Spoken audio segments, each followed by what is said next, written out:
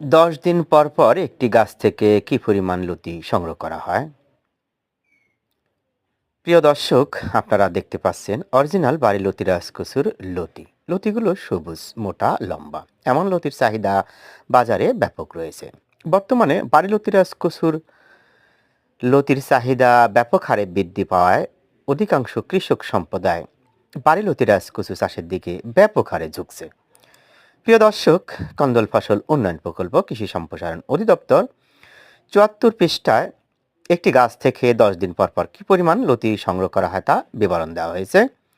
সাধারণত প্রতি ১০ দিন পর পর একটি গাছ থেকে মোটামুটি ২০০ গ্রাম করে লতি সংগ্রহ করা হয়। চারা থেকে চারার দূরত্ব ১ হাত এবং সারি থেকে সারির দূরত্ব ১.৫ হাত। এই হিসেবে প্রতি শতকে চারা রোপণ করতে হয় ১৩০ পিস।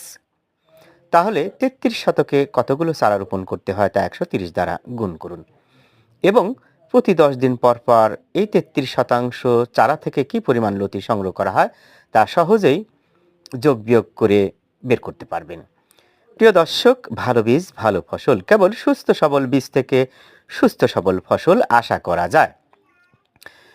বীজ ভালো, ফসল ভালো। প্রিয় দর্শক, যারা অরিজিনাল বাড়ি লতি রাজকচুর বীজ, ফুল, পোয়া বা চারা সংগ্রহের জন্য এদিক সেদিক ছোটাছুটি করছেন, ভিডিও স্ক্রিনে ফোন নাম্বার দেখছেন, আমাদের কাছ থেকে চারা সংগ্রহ করতে পারেন।